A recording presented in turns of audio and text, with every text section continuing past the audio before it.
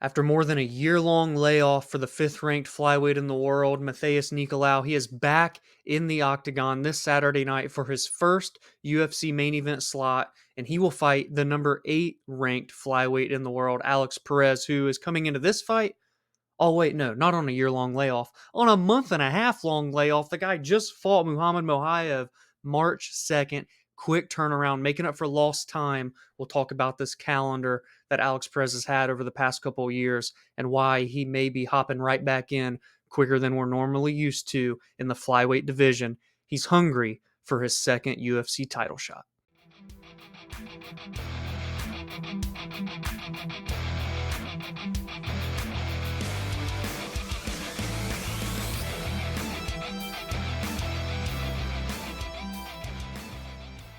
Alex Perez fought on Dana White Contender Series August 8th of 2017. He got a submission in the first round, which earned him a UFC contract. In between that day in the fall of 2017 and November 21st of 2020, he had 9 fights within the UFC promotion. Since then, he's fought 2 times, July 30th of 2022, and just as I said in the intro, March 2nd of this very year, 2024.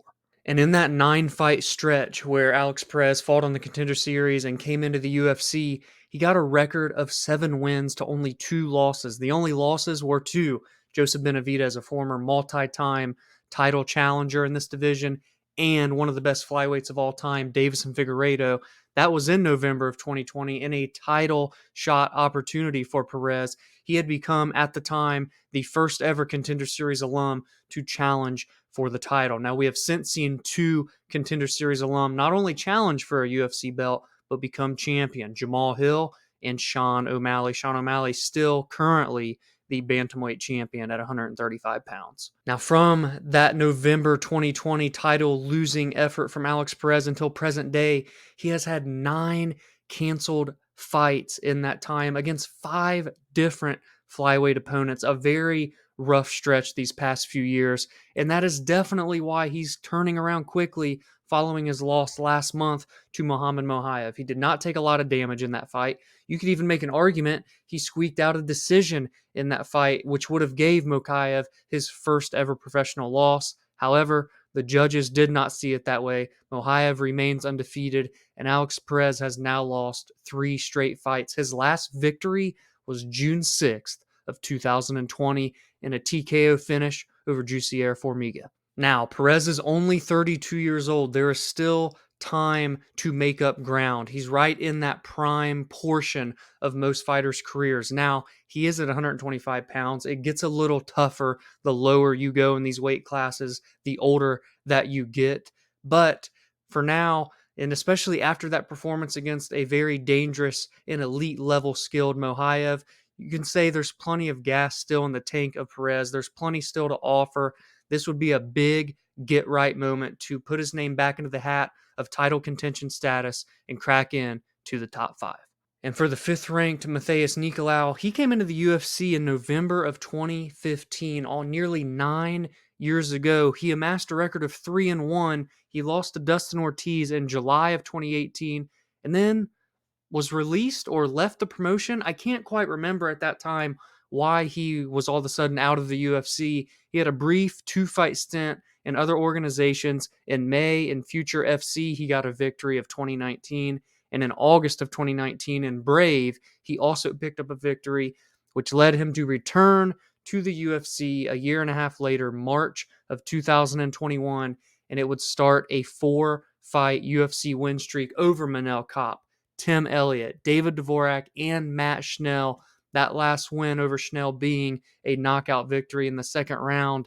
Those were 4 straight top 15 level opponents that Nicolau beat en route to then earning a shot to fight Brandon Raw Dog Royval last April. And if Nicolau had won that fight and made it 5 straight victories over 5 ranked opponents, many could say, and the argument was all for Nicolau if we're talking the next title shot in 2023, but that's not quite how it turned out. Raw Dog got a knockout just over 2 minutes in to the first round of their fight. And as we know, that victory would make it 3 straight for Raw Dog and earned him a fight against Alexandre Pantoja for the flyweight championship last December. He did lose the decision and since bounced back in February of this year by beating Brandon Moreno. So he's very much still in the title picture. We know that Pantoja next weekend is defending for the second time his flyweight title. This time will be against Steve Erceg. So Nicolau here is looking to bounce back, make it 5 out of 6 in this recent stretch of UFC fights, his second tenure of fights with the promotion here. And this would be a big bounce back to beat a former title challenger, to beat a Dana White Contender Series alum, to beat a top 10 ranked opponent. Nicolau's resume is quickly becoming unarguable. If you look at the rest of the top 5 or the top 10 of the flyweight division, there aren't a ton of people that have built a resume like Nicolau, and especially in such a short amount of time, in what will just be a little over 3 years if he does get the victory here over Alex Perez. So don't sleep on this fight. We love flyweights getting their shine and getting main event opportunities. This is a good spot for it here. You have 5 versus 8, a guy that's been here for a while, really, if you want to look at Nicolau dating back almost 9 years, versus Perez, the Contender Series guy who has climbed higher than that of which Nicolau has, even though he's been here a shorter amount of time, but he's faltered in the biggest moments. Really, you can say both of these guys have faltered when it mattered most. A 3-fight win streak, and then Nicolau lost and had to leave the UFC. A 4-fight win streak, and then he loses to Royval and misses out on a potential title shot opportunity in 2023. And if we look at Perez, faltered in his biggest moment when he fought Joseph Benavidez, and then in a title fight against Davison Figueiredo when he got submitted. Stakes are on the line. Contendership is on the line. That's what you want out of main events. You don't just want some random, oh, they're top 15, so let's throw them in a main event slot because they're ranked. No, you want something at stake. You want storylines. That's what I build this podcast over or around, is the storylines. The X's and O's are great. Both these guys are insanely well-rounded. Nicolau is one of the most intelligent level fighters if we're talking fight IQ in the flyweight division. Perez is a very well-rounded guy that has great grappling, trains or at least has trained before with Team Alpha Male. He's finished people with leg kicks. He has heavy hands. He has submissions to his name.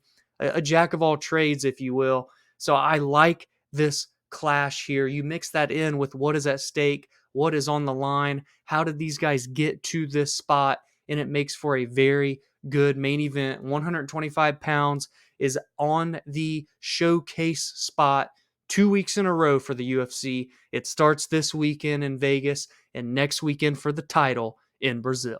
So let me know in the comments below who you think will win this number 5 versus number 8 ranked matchup in the flyweight division, and what you think could come next for the big winner before we talk about that in our recap show later on after the weekend comes to a close. And now we'll get into the rest of the UFC Vegas 91 card because, yeah, it's not the most stacked card ever, especially when you see that we're coming off a UFC 300, but this card has some sleepers and some bangers and a plethora of ranked fighters. Number 11 ranked Ryan Superman Spann is back for the first time since August of 2023. He looks to end his 2-fight skid by taking on Bogdan Guskov. These two combined for 7 decisions out of a whopping 48 professional fights. I look for this to end pretty quickly. Honestly, I don't even see it going out of the second round. You look at a guy like Guskov, who's been to 1 decision in 18 fights. He's kill or be killed. He debuted last September, got submitted by Volkan Oezdemir. Volkan Oezdemir is not known for submitting people, and then he bounced back already this year in February and knocked out Zach Palga in 3.5 minutes. Ryan Superman Spann is coming off of a razor-close split decision loss to Anthony Smith, and prior to that, he got submitted in March of last year against Nikita Krylov. But before this skid, had won 3 out of 4 fights, including finishes over Dominic Reyes, Jan Kudalaba, and Misha Serkinov. Ryan Spann at 32 years old is a just freak athlete. You look at his physique in the cage, you look at his finishing prowess, 6 knockouts, 12 submissions, a guy that can get it done everywhere, but just can't quite seem to put it all together in those biggest moments. And I feel like the potential is there. There was a time when he was on that 3 out of 4 fights when he was getting victories, where he said he was finally starting to focus and train full time, and it looked like he was starting to turn that corner. But then we see him here on this 2-fight skid. He's still only 32 years old. He has time, especially in a light heavyweight division that is by far not the most stacked division in the UFC. But this will not be easy to get the win, get back into that win column, get back on the right track, because Guskov is dangerous. 15 victories, 15 finishes, 13 of them are by knockout. Again, this fight's not going to last long. Do not blink. Guskov could enter the light heavyweight rankings. Superman Spann can end his win streak and hold his spot at number 11. The featured bout of the evening features number 12 ranked women's flyweight Ariane Lipski versus number 13 ranked Karine Silva, probably the most underrated fight of the weekend. Ariane Lipski is by far on the best stretch of her UFC career, winning 4 of her last 5 and 3 straight over JJ Aldrich, Melissa Gatto, and a submission victory over Casey O'Neill that came in December of 2023. That win over O'Neill earned Lipski her chance to enter into the top 15, but now she'll look to hold that spot against a very dangerous Karine Silva. Karine Silva has 21 professional fights and only gone the distance one time. All 17 of her victories are by finish. Both these ladies are very exciting fighters, especially on the side of Silva. This is going to be fun. The number 13 ranked Silva entered the Contender Series octagon in October of 2021, got a submission, and has rallied off 3 straight wins, is 3-0 in the UFC. Her biggest win was a submission last August over Marina Moroz. Silva has not lost a fight since May of 2019, making her win streak now 8 in a row, and she will look to make it 9 by finishing Ariane Lipski and approaching top 10 in the women's 125-pound division. 2 ladies that have quickly made themselves very prominent in this very fast-moving, probably best division going right now if we're talking ladies divisions in the UFC, 125-pound women's flyweights. And if you go down this card top to bottom, there should be one fight that stands out to you and scream fight of the night, and that is Jonathan JSP Pearce taking on David the Silent Assassin Onama,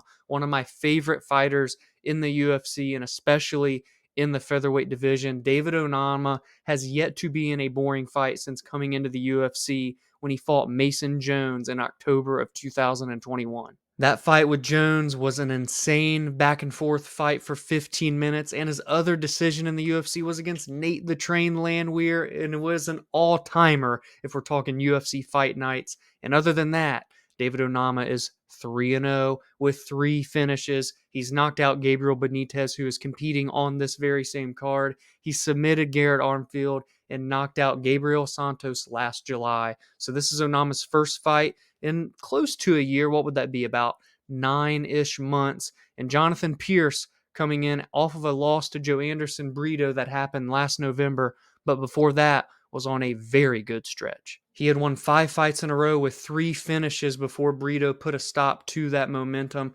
Jonathan Pearce was another Contender Series alum who fought in the 2019 Season 3 edition of Contender Series, but he did lose his Octagon debut that same October against Joe Lozon, a seasoned veteran who's fought so many different times against so many different opponents in the UFC, but that was before he tallied off the 5-fight win streak. Will JSP be able to get back on track? He's a dangerous, dangerous fighter. 4 decisions and 19 total fights. David Onama has been to 2 decisions and 13 fights. I'm telling you guys, there is violence on this card. There are some bangers on this card. Don't let the name value fool you. What matters most is the action that we see inside the cage, and these matchups scream action. So give me all your thoughts on the UFC Vegas 91 card in the comments below. Again, your predictions and what you think could be next for the flyweight top 10 contenders in the main event spot and the rest of this card. Number 12 versus number 13 in the women's flyweight division. Number 11 light heavyweight Ryan Spann looking to bounce back. Onama versus Jonathan Pearce. I was looking at Tim Means because he's on this card fighting Uros Medic. But Jonathan Pearce versus David Onama is guaranteed to be a banger. I really like what I'm seeing out of this card. I haven't done my bets just yet, so I'll be doing that after this recording, but this came on Wednesday night. So hopefully everybody makes weight come Friday morning and we get an action-packed night of fights. 13 right now on the ballot for Saturday night in the Apex, UFC Vegas 91. If you enjoyed this video, please be sure to drop a like and subscribe to the channel if you are new. Every single week, I bring the biggest and best storylines for the best fights in the UFC, PFL, and Bellator. I also recap the most meaningful results every single week, and I give my thoughts and opinions on MMA news and fight announcements. You can also join the community on social media at the BAJ MMA and follow on your favorite audio listening platform if you like one long form podcast episode. They come out every Friday and Monday on Spotify, Apple, and many more. Have a great weekend. Enjoy the fights, and I will see you in the next video.